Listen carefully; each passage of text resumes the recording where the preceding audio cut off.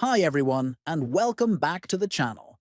Today we are going to explore a very useful feature in Chrome Canary on mobile that helps protect your privacy by automatically locking your Incognito tabs when first, open the Chrome Canary browser on your mobile device. Next, look at the top right corner and tap on the three-dot menu. Then, from the drop-down menu, tap on Settings to open the browser configuration options. After that, tap on Privacy and Security. Now, look for the option called Lock Incognito Tabs when you leave Chrome and turn it on. Once this feature is enabled, your Incognito tabs will automatically lock whenever you leave the Chrome Canary browser. This ensures that no one can view your private browsing session without your device authentication.